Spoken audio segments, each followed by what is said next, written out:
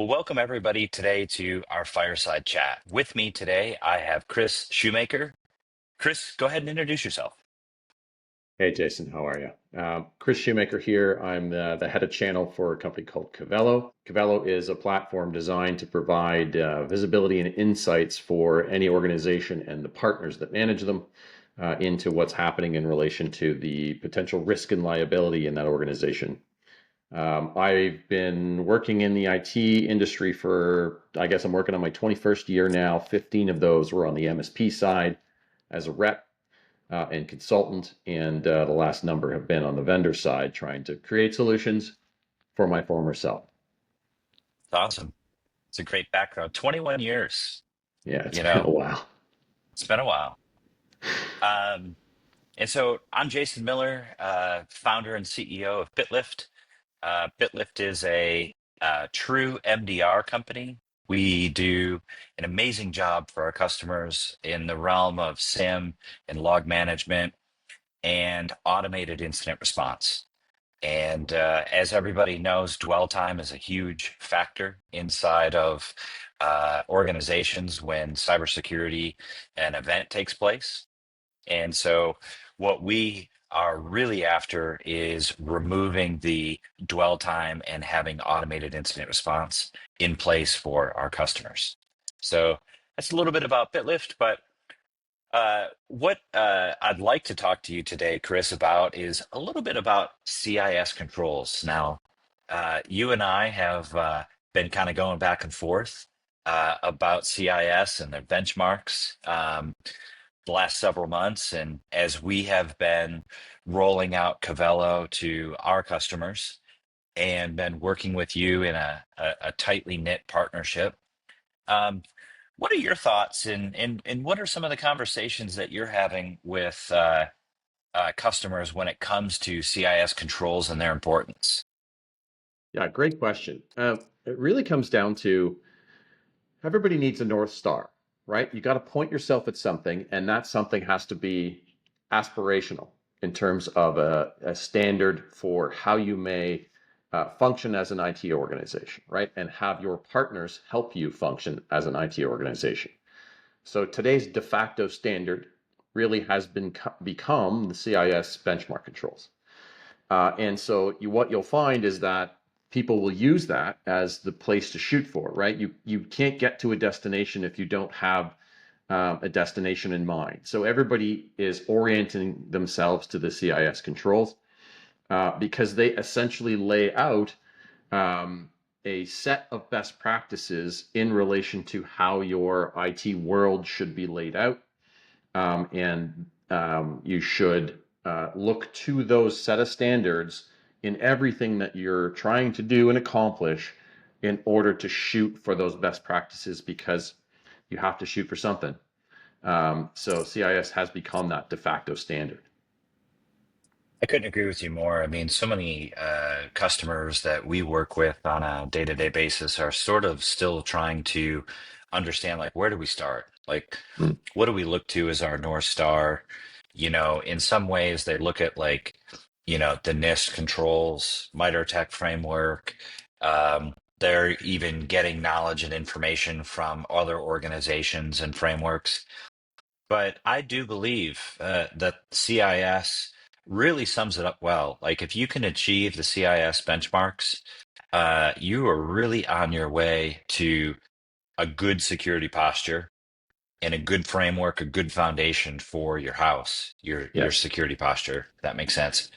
Yeah, it totally does, Jason. And I would add that yes, people are gleaning information from other standards out there, but if you are working to the CIS benchmark controls for both on-premises concerns and cloud deployments, you're 80% overlapped with every other standard that you might get information from anyway. They are all starting to mesh and align in how they see things.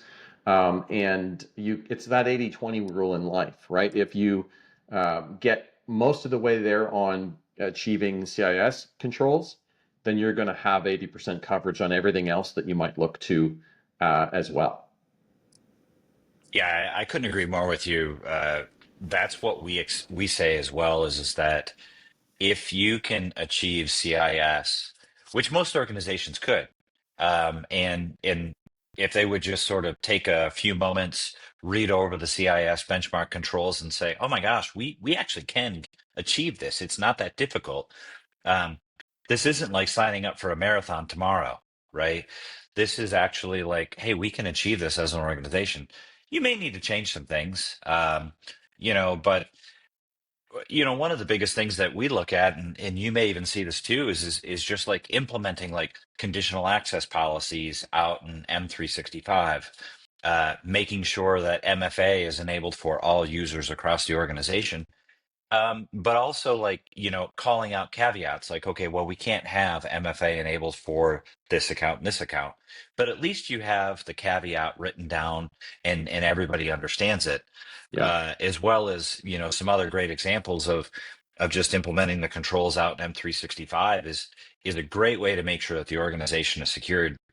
I think about M365 so much because most of the cybersecurity attacks, incidents, and successful breaches happen through email first, right? Yeah.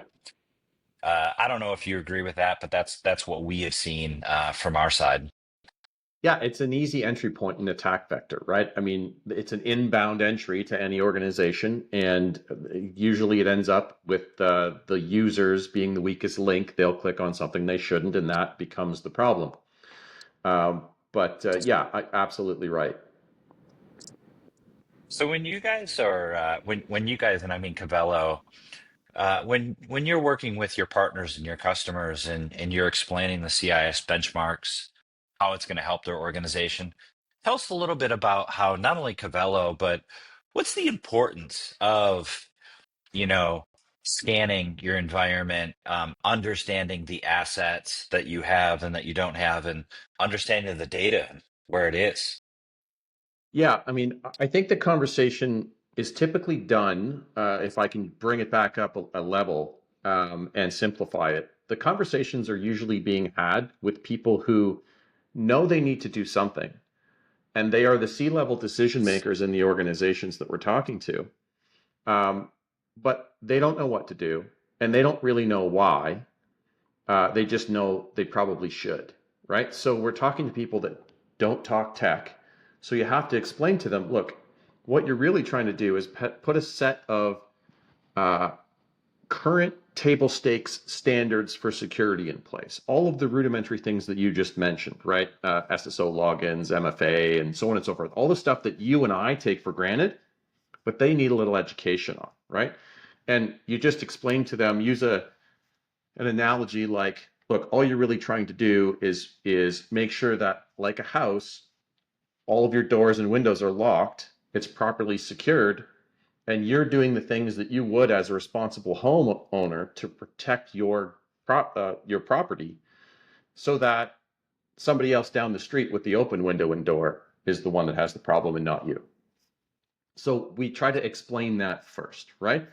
And then we say, well, we should set a standard that we are trying to shoot for, and we usually suggest CIS as that place to shoot for, and then align that with the right set of products and services to help to put the markers on the road to help with the journey to get to the destination. It's quite formulaic, and it's easy for people to understand once they have it properly laid out for them, like a red carpet that they can just follow. Yeah, I agree with you. So much of what we're doing today is trying to understand what is the shape my environment is in, Yeah, right? We talk to obviously CIOs, CISOs, IT directors, managers, all the way down to, the IT people that are in the trenches every day fighting the good fight. And what we are constantly discussing with them is sort of, executing a comprehensive risk assessment on like a regular basis, hmm.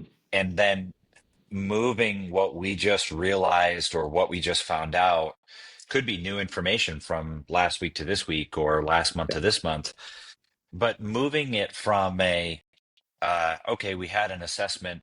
Now, what should we do with the information we just learned in putting together a priority roadmap? And I think that's one of the great things that at Cabello you guys have done so well at is articulating and communicating that roadmap to folks. Um, what are your thoughts there when you see that happen? Yeah, I would agree with you that the only way to do this thing right is to automate ongoing scanning, Yeah, so that there you can track and trend the condition of the environment. At the initial scan, you'll get a fingerprint of current day status. Great. Now you know where you can start doing proactive remediation tasks to shore up the environment and lessen the potential risk and liability. But you need to be able to do regular check-ins on a frequent basis to see things like where data is moving in the environment and is it moving to an incorrect place, who's got hmm, access to that place, and what have they do they, through the permissioning they've been granted, do they have the capability of doing with that data that's in the wrong place? Does the device that important stuff live on have any vulnerabilities, and what should we do with it? And are we seeing all the devices in that environment that might need to be scanned regularly for the important stuff that we need to know to mitigate risk and liability? So yeah, the only way to do that is through a proper platform that can automate that process, summarize it appropriately in a digestible way to non-technical people, so that we can parse proactive remediation tasks for a competent set of folks who can reduce that risk and liability and keep a watchful eye on it at all times in order to make sure we're not slipping. yeah. I love the part where we're moving this mindset and culturally inside organizations, moving from a once a month or a once a quarter or once every 6 month scanning methodology, learning about the vulnerabilities and then disseminating what we should do. That is really like old mindset and technology that we have today. The technology that's at our fingertips, we can now move to real-time scanning and real-time knowledge, real-time understanding. And the real-time allows you, like you just said, to move from this, hey, yesterday or last week, the data was over there, and it didn't have any vulnerabilities on it. Today, the scan now tells us this data that's there has these vulnerabilities on it that are new vulnerabilities, and we need to actually move quicker than what we thought. Yeah. We need to make a change today or tomorrow. We need to get with the change management team. We need to communicate with other stakeholders to make a change here, maybe even move a system offline or do some patch management quicker than Yeah. what we thought. But um, we are seeing that shift Yeah. culturally inside organizations, which is really good. Because if you fast forward, or excuse me, if you rewind, 5 years ago and 10 years ago, we were very responsive and reactive to Oh, yeah. to situations, and in sometimes months, right? Hmm. Um, I was so happy to see the other day there was a new stat that came out around mean time to detect, mean time to respond, dwell time environments, and all the numbers are going down drastically, Yeah. across the United States, across Canada. And that is really good. That means that the technology that we're rolling out, the systems that we're rolling out, how we're partnering with organizations to help us is actually working, and it's increasing security posture. It's going to take a lot more effort and work ahead of us, but it is happening. Yeah, Jason, gone are the days that an organization had a server in a closet and everybody came into work and they were all on a private LAN, right? We know that that is not today's world. Today's world is the vast majority of people probably don't even have an on-premises server. It's all out on the cloud. A lot of people are working from home, right? The networks are distributed. Data lives everywhere. So we Yeah, need to adjust appropriately for today's current work status.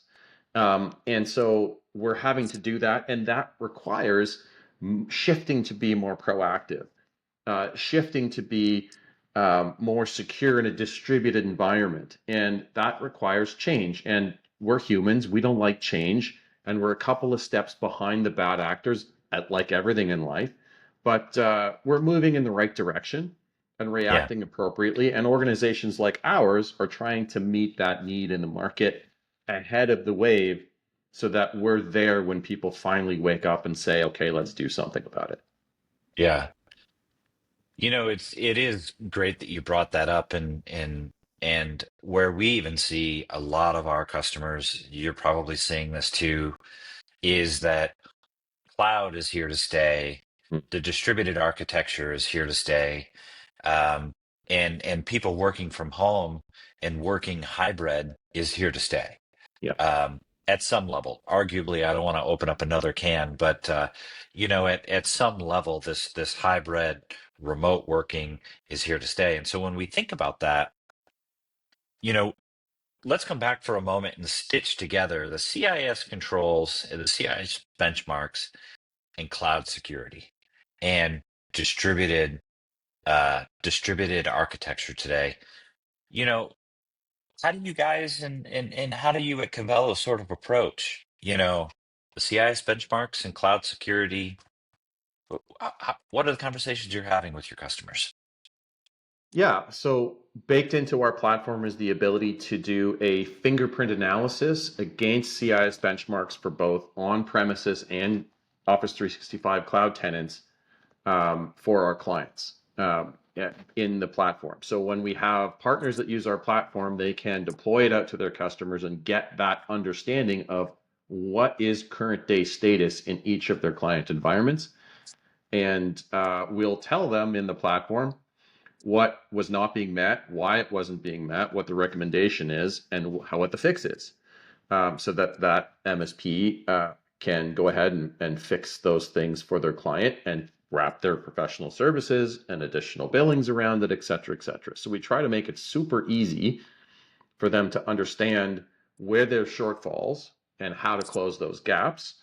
And that goes for both on premises and like an Office 365 tenant. Um, and so it is easier than you might think. You just have to understand that some work is involved, but there are professionals out there who know what they're doing, backed by platforms like ours, um, that help them do what it is that they need to find the issues in their client environments and close the gaps accordingly. Yeah, I think that's so important. That is a major takeaway is that there's a tool like Cavelo that helps identify those gaps quickly. We're not talking about hours and hours and days. We're talking about literally deploy, run scan, come back within minutes, go get a cup of coffee and come back, and it can start to tell you information about where you have gaps, and you can start to move forward quickly with remediations. I think that's one of the awesome strategic initiatives between BitLift and Cavelo is sort of the remediation part. That is the biggest thing on everybody's mind is okay, now you told me I have a problem. Now I need help to remediate it. I need to remediate it quick. My plate is full of other objectives and tasks and to-dos.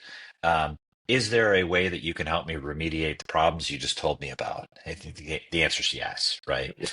I mean, remediation is one of the biggest things that we are going after with our customers and helping them understand like with a couple clicks of a button we can shore up these gaps pretty Yeah. quickly, and that's super important. Yeah, I think one thing I wanted to outline in our chat today is how our organizations work together. And the concept that I wanted to outline for your audience is the left and right of boom concept, right? So Hmm. philosophically, this is a concept, um, let's call it taken from the US military, right? Where Yeah. the boom is an incident that has happened, and everything on the right side of the boom, think of it as a linear scale. Everything on the right side of the boom is after the incident, right? The what happened, who got hurt, how do we make with the fixing of things, right? And so on and so forth. and everything on the left side is all the how do we prevent the boom from happening. So the Yeah. IT world has absconded with that concept and taken it into IT security. And so, from our perspective, and how we speak to our partners and their customers, and I'm sure you do the same thing, it's the boom is the cybersecurity incident, right? Hmm. Everything on the right side of the boom is the what happened, how did it happen, what do we do now to prevent it, who do we have to report to, and if there's regulations and so on that have been violated, and then how do we prevent it in the future, right? And that's kind of the world that you guys live in from a BitLift perspective, right? Yeah. The squashing the problem in a hurry and so on and so forth. That awesome reactive, let's kill this thing in the midst of it going off kind of thing. The Cavelo world is on the left side of the boom in the proactive remediation space, the visibility and insights world. And in that side of the scale, we try to give people the information that they need to in calm times to make proactive hygiene and remediation changes to lessen the chance of the boom or lessen the severity of the boom if it happens. So when you put those two things together, it creates a complete picture. And that's why I think the synchronization of what our organizations do brought together to bear for any customer or partner and their customers is really a complete picture from a cybersecurity stack point of view. It sort of rounds things out because you're dealing with proactive and reactive together in unison. And I just wanted to cover that so that your audience understands why we work together and what Hmm. benefit that might be to them. Yeah. I couldn't agree more. We love having conversations around left of boom because I think everybody would agree if we can prevent the boom from happening, everybody's happier. Nobody is thrilled with having to work all night or multiple days in a row with no sleep post incident, performing cleanup and remediation and those types of things. They happen. We need to be prepared for them to happen. But absolutely, it's like one of the things that we're so adamant about is if we can prevent boom from happening, we're for it, and that's success. Yeah, Um, Oddly enough, we get people tell us like, "Hey, we haven't had an incident in a while. Is knock knock knock? Is this thing on?" Well, absolutely, it's on. Uh, we are doing all the things that we should be to keep your environment safe and secure. The whole thing, we should go 5, 10, 15, 20 years, hopefully, and not have boom happen, right? That equals success.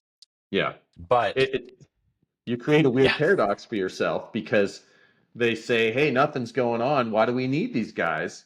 But right. they don't understand that you're beavering away in the background, doing all the stuff that you're supposed to do in order to prevent them from having a problem. I know the IT industry is weird in that way because if you're doing a good job, people start wondering why they're paying you. Yeah. So, Yeah, I think that that's one thing that we need to change culturally, from everything from management and C levels down is that, if there's not a fire, IT doesn't exist just because fires take place inside the IT department or the organization. I mean, we really should appreciate and cherish the individuals that are in IT and in cybersecurity, even when there's not a fire, when yeah, they are keeping the adversaries at bay, we should be thanking them, buying them lunch, um, you know, pizzas ordered by the company shouldn't only happen when there's a cybersecurity attack and a breach and an incident and somebody's working late. yeah, Um, and so, we need those moments where, people feel appreciated even in the calm, not only when there's a storm, you know. Uh, that's my hope exactly right. for the industry. Uh, You're right. We should all be shooting for the calm, right? That's yeah, that's what we all want and are striving for. This nobody wants the storm. yeah. That leads me to this thought is that we get a lot of folks that are like, I'm a small, medium business. I'm a small business. Yeah, And they sort of look at themselves small. Maybe we have 5, 10, 15, 20, 40, 50 employees. They consider them small. Maybe they even consider them small potatoes because of the business or the industry that they're in. And I have literally heard people in the last week and the last month say, why would anybody attack me or my organization? We just do this.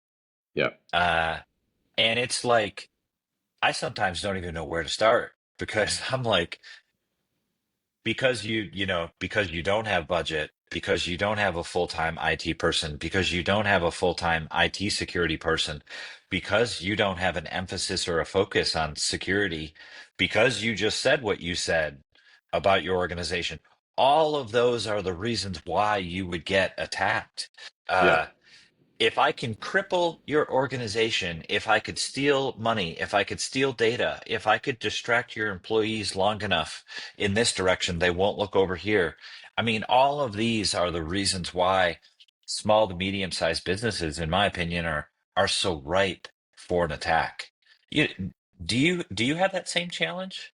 yes, absolutely. And it's interesting in that the small medium organizations don't know this because the industry in general has not done a decent job explaining to them that gone are the days of targeted attacks. It's all a numbers game, right? Couldn't agree with The you more on the that. the, the baddies out there are simply turning an army of bots out on the world and finding open doors and windows. They don't care whose open doors and windows they are, and they don't care about the data that they're encrypting and trying to ransom. They just care that you care, Right. right? And it's a numbers game, right? And it's obviously being effective. They're getting paid by enough organizations to continue to do it. And they don't Right. care whose data it is, and they don't care what data it is. They only care that you care enough to pay them. Yep. And the people that are going to be having got are the people like you're saying, the small media businesses that still look at IT as a necessary evil and an expense on their GL rather than the single tool that everybody that works for them uses in their day-to-day life to do their jobs, right? Yeah. People need to shift their mindset away from IT as an expense and I have to do this because that's the way the world works to using IT for their business as a leverage to their future success. IT is no longer like, when was the last time anybody that you know picked up a piece of paper and a pencil to do their job? It doesn't happen. So, Yeah. IT is the thing that people need to understand allows them to be a business. Yeah. So, why don't we treat it that way and apply proper budget and apply proper focus and understand it needs to be secured and have the attention of the C levels in order for that business to continue and thrive and be successful and not be held at ransom. Yeah. Yeah, I think if you use a laptop or a computer, if you use email, if you use a Office 365, M365, if you use Google, I mean, all of these things are enabling the business to be alive. If you Yeah. think about it, pretty much everybody has a website today. Everybody has an email. They have data on their customers, their partners, um, and their supply chain. Who am I buying, procuring, and reselling, and maybe even, um, I'm moving data around. And I just think all of that today now puts small to medium sized businesses in the same bucket of risk and responsibility as a large enterprise, an Yeah. organization that has thousands of employees. It does S- because it's not a targeted thing, it's a numbers game, and they are more susceptible because they don't have the budget and the focus and the attention to try to secure themselves. Yeah, However, if they applied the proper amount of focus and dollars, it's easy for them to acquire a proper solution because there's organizations like ours out there that can package everything up for them, make their lives easy, and professional partners that will help do the enablement of those things and the integrations. It's easier than they think. They just need to give it the proper focus. And I think it's the industry's fault for not pointing that out to most of the small businesses in North America. Yeah, I couldn't agree more with you there. I think the way that BitLift and Cavelo have gone to market and are offering our tools and services in such a way that now really anybody can buy them. Yeah. Uh, our tools aren't just for the enterprise and they're not just for the mid market. They're also not just for the small business, but they can be consumed, bought, purchased, and used by the small business, and they can be bought, purchased, and used for the midsize and the enterprise. Yeah. And I really love where that has allowed and taken organizations today. It has flattened the landscape. And so, SIM as a service, SOC as a service, your vulnerability management as a service, and your asset discovery as a service, your data discovery as a service. And you think about these like the attack surface management and Hmm. all where attack surface management isn't just data and digital stuff, computers and servers and networks. It's also people. It's email. It's your documents and your data. But if all of that is offered in such a way where it can be consumed today by really anybody that is willing to take cybersecurity seriously Yeah. and know that their business could be attacked in a moment's notice, without a moment's notice, and the business that they hope to achieve today, this week, and this month could be um, halted. And Yeah. if they didn't take this seriously. And speaking of halted, there are a number of drivers that are becoming more prominent in the market in North America that are forcing people to take cyber security and IT in general seriously. And a couple of those that stand out are that cyber insurance providers are finally getting wise to what it takes to put a proper policy in place for their customers. So the due diligence that's now required to get and or keep cyber insurance in North America is extremely stringent. So trying to answer the necessary forms and requirements to get or keep your policy has become painful. So there's Hmm. a number of things that people are required to do now in order to meet that threshold. Additionally, many businesses are now required to be certified and compliant against various industry or governmental frameworks in order to conduct business. And those frameworks and cyber insurance providers are all asking the simple high level questions that have been traditionally hard to answer, like where's your important private and sensitive stuff? Who's got access to that stuff? And what are they doing with it? Hmm. How are the devices that house that stuff demonstrating vulnerabilities? And do we even see all the devices that might house the important stuff that we need to know where it is and how it's vulnerable?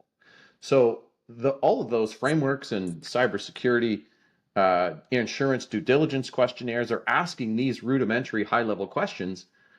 And so people need to start answering these. So the what we do is not a what once was nice to have. It's now a need to have. And people need to understand that this is not something that they can opt into. It's something that they're mandatorily required to understand moving forward in their cybersecurity practices. Yeah, I was just speaking to an organization a couple weeks ago, and their cyber insurance policy premium went up Yep. significantly. Yep. I want to say by like two or two and a half times, Yeah. almost causing the organization to pause and be like, "Well, what happened? What changed?" Well, what changed was is that they weren't clear on what the organization had implemented from cybersecurity policies, procedures, practices, Yeah. configuration. Configuration management is a huge one. Yeah. And so as you think about this, you're right. Cybersecurity insurance companies have gotten wiser because it was costing them. Let's not forget that cybersecurity insurance or insurance in general, they have to be profitable. Yeah. Otherwise, they're not going to put a policy in place. This isn't a charity that they're running. But let's also be wise ourselves in the organization that we shouldn't let the tail wag the dog. Hmm. So what I mean by that is we are seeing a number of organizations that the cyber insurance is really dictating what they should and shouldn't be doing. Yeah. Now, I think that this is okay for a time period because I think a lot of organizations needed a stern reset. Like you should do this as good practices of security. Otherwise, you are going to have these problems. But I would look back at people and say, shouldn't you have been doing those security practices before? Yeah. Why all of a sudden are you letting another organization dictate the things that you should have been doing inside of your organization the whole time, Yeah. right? Which is good cybersecurity hygiene, good configuration management, good vulnerability management, good data management. I mean, you bring up a good point here, and which is that we shouldn't have allowed uh, our organizations to get so bad. And then now all of a sudden, cybersecurity steps in and says, "Oh well, if you want a policy, you have to do all of these things." Yeah. And then, oh, by the way, your policy is this huge premium, which is it's a shocker to most. Which, ironically enough, circles us right back around to CIS benchmark controls It does. because now you're identifying, and the insurance companies are potentially identifying the gaps that people have left for themselves because they didn't have a North Star to shoot for or a goal to try to achieve in terms of quality of their IT practice. Yeah, I want to bring out in Cavelo, one of the things that we love is you can produce this report. In the report, you can actually hand over to the insurance company when you're filling out the form and actually state to them what you have in place and how you're doing it. And I Yeah. love that because this is proof that you can hand over to the insurance, the underwriter during that process and say, "Hey, I am meeting the CIS benchmarks. Here's proof of it. Here's a third-party software company that is checking my systems on a regular real-time basis, Yeah. and they are helping me keep my systems uh, up to date and secured through configuration, proper configuration."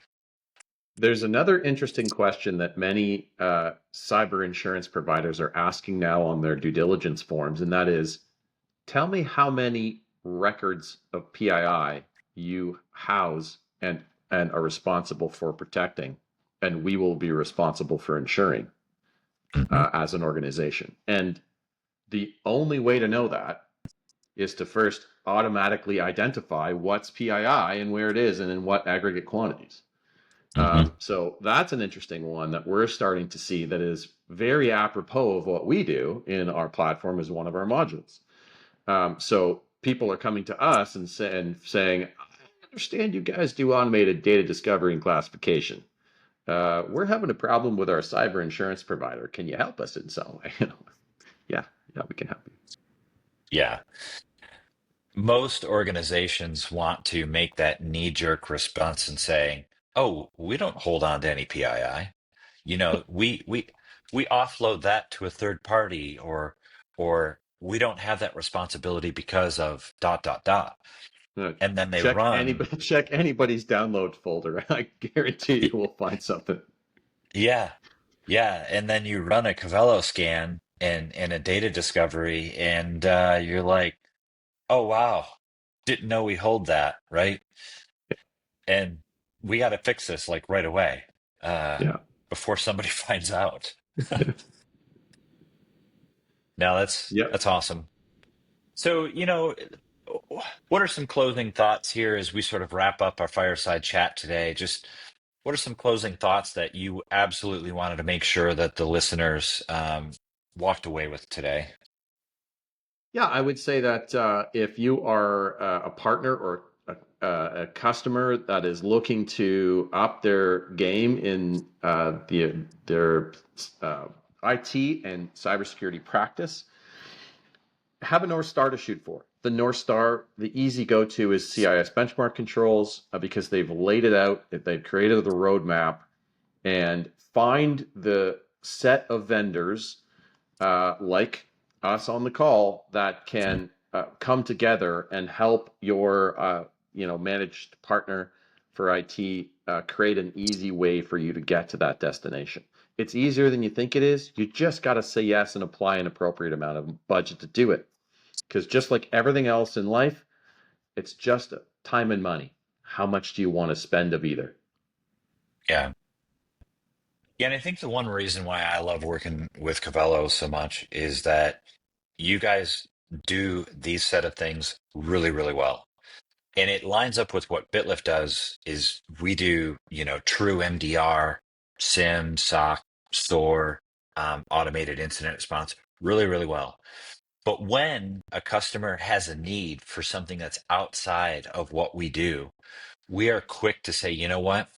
We know a partner or we know Mm, a relationship that does that really, really well. They're a subject matter expert at what you need, and we can refer them to them and know that it's not going to cost them a crazy amount. It's going to cost them an appropriate amount when it does come down to cost, but we can refer them to other tools and services that meet those needs because we have those partnerships in the yeah, space, created.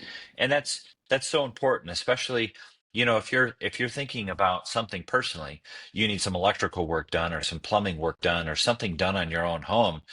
The first thing you probably do is think of, oh, I just had a friend that had something done. I should reach out to them and see how happy they were, right? yes, With that person that they used. Oh, they were happy. Can I get their name and number? I've got something I need. So the yeah, referral and the references is so important in this space because cybersecurity is something you don't want done.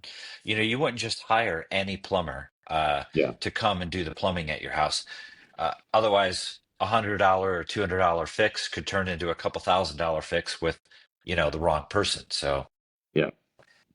but Chris, I thoroughly enjoyed our conversations today, and I love our conversations when we get a chance to catch up with one another. And so, I wish you well, and I thank you for joining our chat today. Thanks, Jason. It was a pleasure and happy to do it again anytime you want me. Sounds great, my friend. I'll talk to you again soon. Okay, good stuff.